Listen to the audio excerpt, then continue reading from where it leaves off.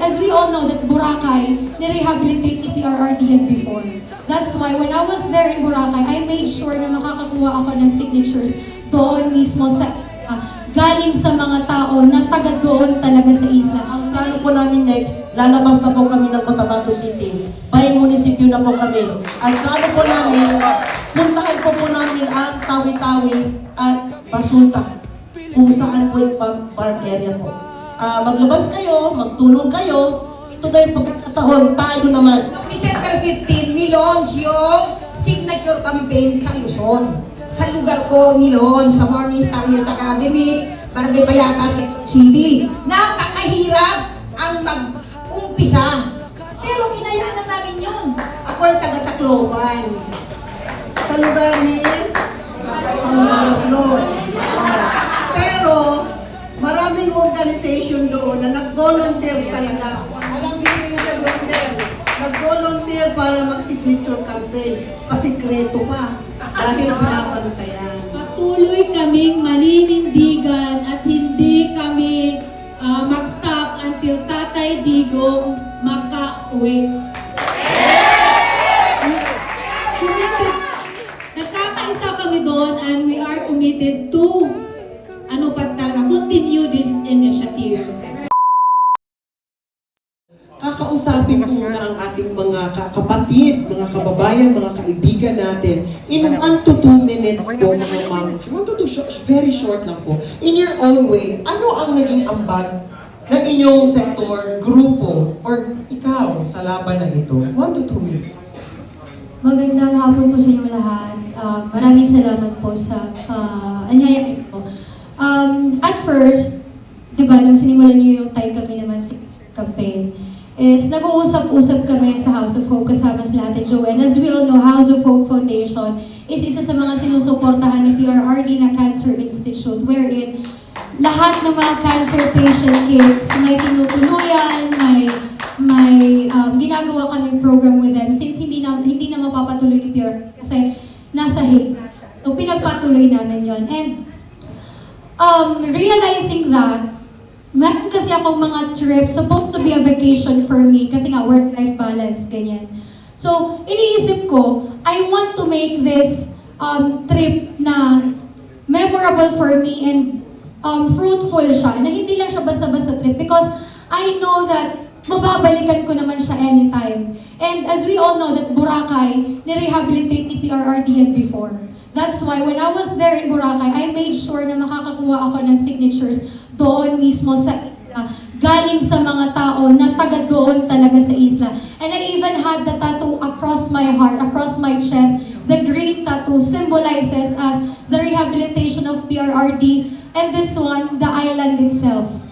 Ayun. And of course, when I was also in Siargao, though may mga tao na hindi naman talaga lahat kasama natin sa labang ito, pero doon talaga napatunayan. They even had a building called Duterte Building as a protest also to show everyone na Tay, kami naman, because everything that you did for us, it's our time to pay back, or dapat kami naman ang magtatanggol sa'yo. So yun na po, maraming salamat. Maraming salamat po, Ms. Guardino. Ma'am, 1 to 2 minutes lang po in your own way sa farm. Ano ang naging ambag ng inyong mga sektor or grupo sa laban na ito? Real quick.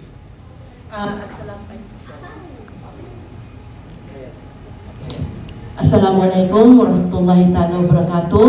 Mapia Marulong, ang ibig sabihin, magandang hapon.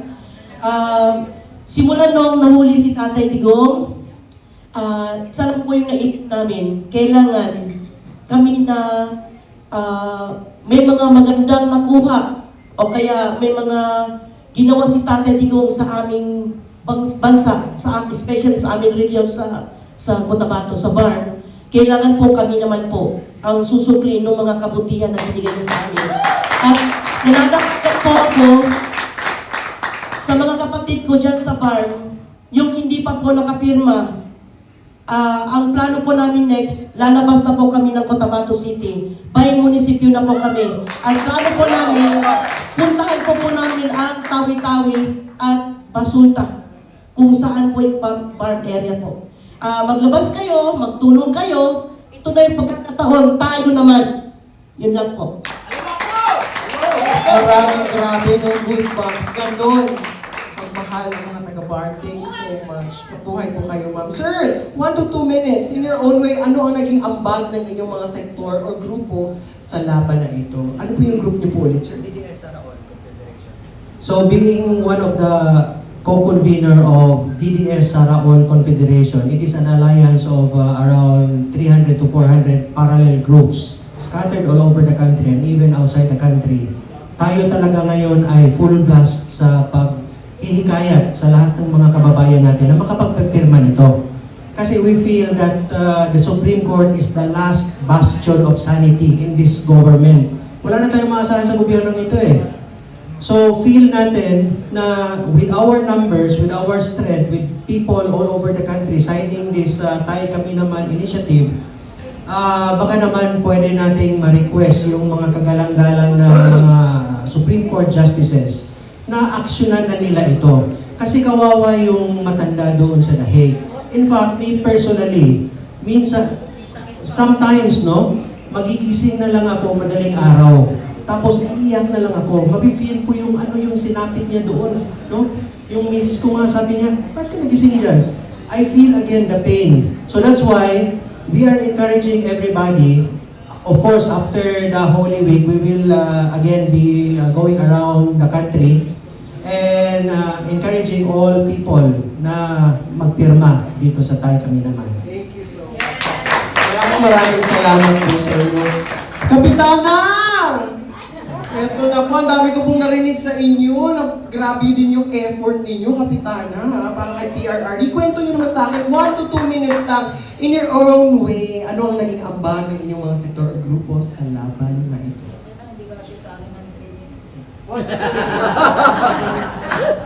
Hello? Unang-una, gusto ko magpasalamat sa lahat naman nandito sa room na ito. Lalong-lalo na yung mga vloggers, kasi kung wala sila, hindi mapapalawak yung signature campaign. Hindi ko na kailangan isa-isa ito. Pero kailangan ko kayo. Kaya ko nasasabi to dahil, ibig sabihin may kasamang puso kasi. Nung kasing nakulong si PRRD, March 11, may nag-imbita sa akin. May, yung nag-sponsor. Pumunta ko doon sa Cebu, sa Simala Church. Hindi ko malilimutan yung kasi binidyo ko eh. Ang prayer ko doon, siguro pagpipila ka bago ka makarating doon kay Mama Mary. Siguro 1 kilometro, dalang tao, dahil araw noon eh. April 21. Linggo ng pagkabuhay. Ang dami kong hiniling doon kay Mama Mary is magkaroon ng peace ang buong Pilipinas. Dahil nahuli na noon si PRRD. At iuwi niya si PRRD na buhay dito sa bansang Pilipinas. Amen. And then, after nun, na-meet ko si Placido noong October, September 15 pala, na-meet ko. And then, magkakaroon pala kami ng rally. Sabi ko, ano magagawa ko dyan? Eh, matanda na ako, 70 years na ako, sabi ko. Pero hindi ko hinindihan yung sa akin, yung request. Rally lang pala, gano'n. Hindi lang naman yung personal mo, yung katawan mo ang kailangan eh. Kung ano yung magagawa mo, yung panahon mo, yung talent mo. So, grinag ko yun. Kaya, ang yung lingkod, kasama nila Placido, yung pag-start nung September 13, 15, nung nag-resign yan si Martin Romualdez sa Batasang Pambansa. Nung September 21, noong October 12, noong November 16, November 17, November 18. Ibig sabihin, kailangan i-explain ko. And then, natapos ako niya mag-rally, andun pa rin, hindi pa rin nagre-resign si Bangag. Di ba? Kaya, ibig sabihin, napag-usapan namin na nung nagkaroon ng press conference, October 30, napag-usapan namin na magkaroon ng signature campaign. Kaya nagpapasalamat ako kay Ma'am Joey, sila yung architect, dahil sa aking lugar, ini-launch ang signature campaign noong December 15. Kaya, medyo nag-apura ka na. Kunti na lang, di ba? Kunti na lang. Hindi, okay lang. Kasi yung oras nandiyan ang yun.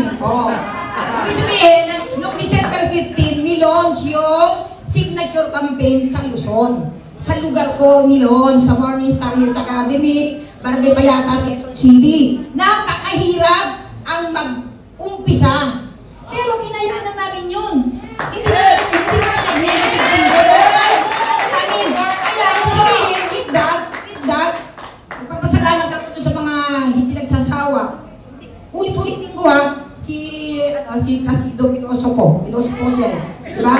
Magmula noong December 15, pinagamit ko sa kanila yung bangko hanggang ngayon.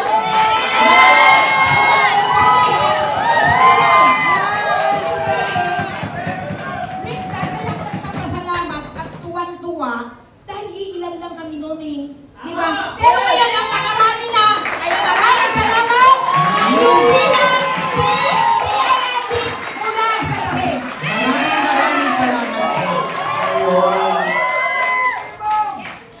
Kaya eto, tita, pasensya na po. Pero salamat po 1 to 2 minutes lang real quick, ano po ang naging ambag ninyo sa sektor ninyo grupo para laban?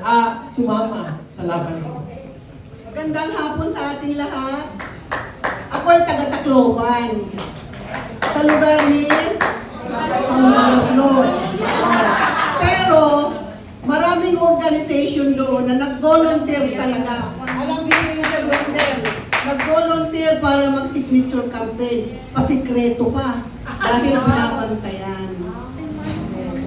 Tapos, pero patuloy pa rin. Ngayon na ipagpapatuloy, sinabi ni Senator Robin, talagang ibubuhos na talaga natin ito. Bring him home! Bring him home! Bring him home! Bring him home! Ano naman po, Ma'am Christine Takahashi, ano naman? From Cebu! So, ano na, 1 minute na lang. Sa Cebu naman, patuloy kaming maninindigan at hindi kami mag-stop until Tatay Digong makauwi. Nagkakaisa kami doon and we are committed to continue this initiative. So, kaya nga nung nag-celebrate din kami last time sa birthday led by Sir Willie. Kinantahan na lang, kumanta kami, nag-iyakan, kinantahan namin siya ng Ikaw ang bigay ng Please naman, pauwiin nyo na po si Tatay. Tulungan nyo kami, taga-Supreme Court, kasi hindi kami titigil nila Miss Joey, ni Jassy, nila Senator Rubin, Pau, until na pauwiin nyo na siya. Marami siyang nagawa sa bayan at sa lahat natin. Hindi siya pwedeng kalimutan. So, yun na lang, baka iiyak na naman ako. Maraming salamat po. Maraming salamat. Akala ko mabibitin tayo sa napakagandang boses ni Ma'am Christine. Pero dahil sa nangyayari, alam ko limited yung oras natin, Pao. Pero dahil sa nangyayaring press con na to, ay ang daming mga nanonood, ang grabe daw ang tanong. At ang tanong nila, kasi na-encourage sila sa mga ginawang kontribusyon, marami pa daw ang gustong sumali. So ang tanong, paano pa daw sila makakasali dito sa Tay Kami Naman Signature Campaign? Madam Joey. Yes, meron po kaming official website, no? Ang aming official website ay taykaminaman.org. I think nandito yung ating patriotic IT professional, si Sir Carl. Sir Carl, tayo ka naman dyan! Paramdam ka! Ayun! Bakal po natin! Yan po ang ating si Sir Carl Bautista, yung ating admin ng website natin. Volunteer, kasama ang team niya, ang kanyang startup company who did this, put up the website so that it's easier for all of us to get the information about the signature campaign. Talaga makabayan lang po talaga yung team niya. At palakpakan lang po natin si Sir Carl. Kasi tawag dito, minimit ako niya ng madaling araw, naggabi, alas 12 ng gabi, pagkatapos ng mga project nila, dahil mahal na mahal rin niya si PRRD.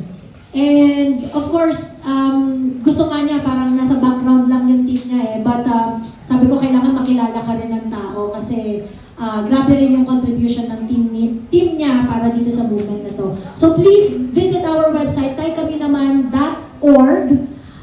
Nandito na po ang lahat ng information na kailangan ninyo para makasali.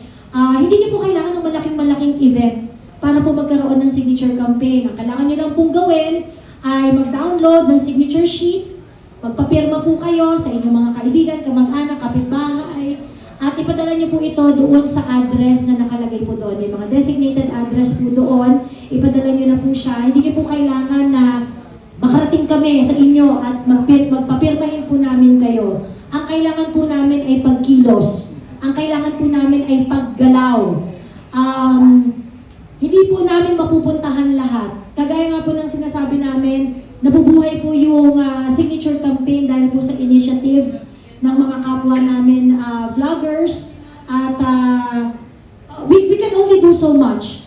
Mas magtatagumpay po tayo kung lahat po tayo kikilos at gagawa. And please do your share. Pag sinabi po natin na solid Duterte tayo, dapat may kasamang pagkilos, di ba? Let's be inspired with how Senator Robin Padilla does it. Yes! Ginagawa ang suporta. Ikinikilos ang suporta. Huwag na po tayong maghintay na meron pong dumating dyan. Kayo na po mismo mag-download, mag-print, magpapirma po sa inyong mga kaibigan, mga kamag-anak, mga kapamilya, at ipadala po doon sa mga designated address natin. Let your voice be counted. Yes, yes, yes! At gusto ko rin pasalamatan, Kuya Miko, lahat ng mga kababayan naming nanonood na nagbigay ng oras at suporta kay former President Rodrigo Roa Duterte. Tatanawin po namin ito. Malaking utang na loob. Ay, kami naman! Ay, kami naman! Ay, kami naman! Bago ang lahat, bago tayo magtapos, Kuya Miko, Inaanyayahan po namin kayo, Luzon, Visayas, Mindanao at lahat ng Pilipino sa ibang bansa, panoorin natin ang naging journey ng Tay Kami Naman. at muli sabihin natin, Tay Kami Naman! Journey.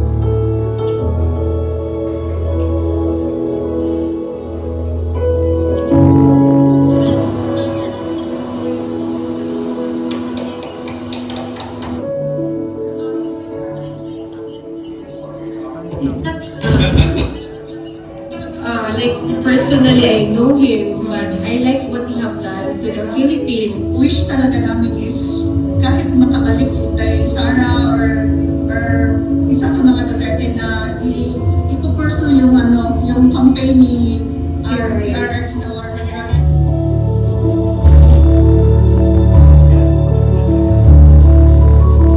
Hindi na nasa laylayan ng totoong nakakaranas po ng hirap na buhay.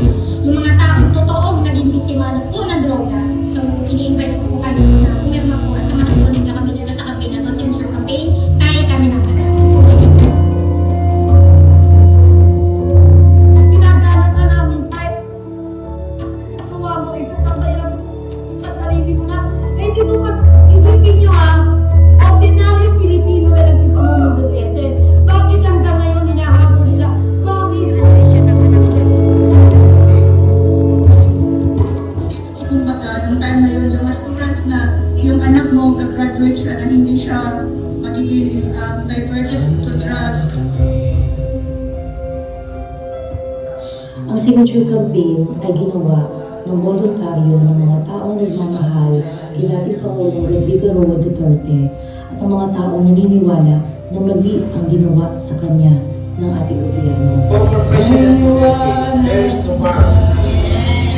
Malaking utang na loob namin ang sa kanya. Dalawa ang importanteng punto na gusto namin ilapit sa Korte Suprema. Itama ang mga mali na nagawa ng ating gobyerno, lalo-lalo na sa pag-aresto sa dating Pangulong Rodrigo Roa Duterte.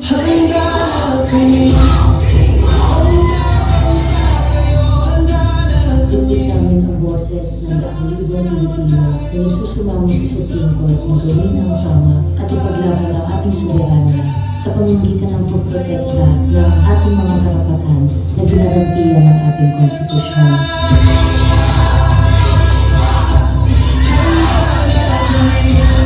Bakit Tatay Digong sa PRRD, hindi kami natatakot lumaban? Tay, panalangin namin hanggat makauwi ka sa Davao City, safely and sound. You love you, Tay. Sa kataas-taasang korte ng ating bansa, wala na pong malapitan ang taong bayan. Binabalot po ang puso namin ng takot at pangamba dahil po ang dating presidente ng Pilipinas ay kaya magpakama sa ibang bansa at ipakulong nang hindi dumadaan sa tamang proseso dito sa ating bayan. Maski hamak na kaya-kaya itong gawin sa ordinaryong Pilipino, wala man lang pangalan.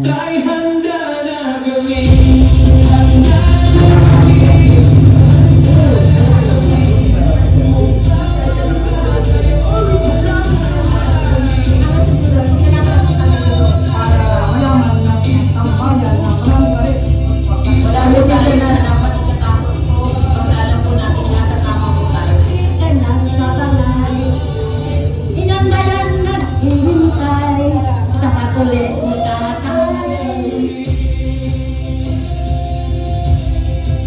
Dati dito hindi ka nag-iisa. Nandito kami sa bayan ng Pilipino. Hindi sa sumusuporta na humahanga kami sa lahat ng gawa mo sa bayan ng Pilipino.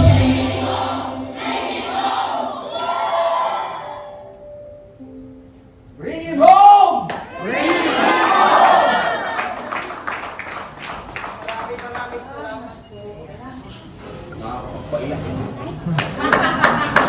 Hindi po ito ang katapusan, ito pa lang ay ang simula. Hanggat hindi pinapakinggan ang boses ng mga Pilipino, hindi kami titigil hanggat hindi natin nakakasama si Tatay Digong. Magandang gabi po.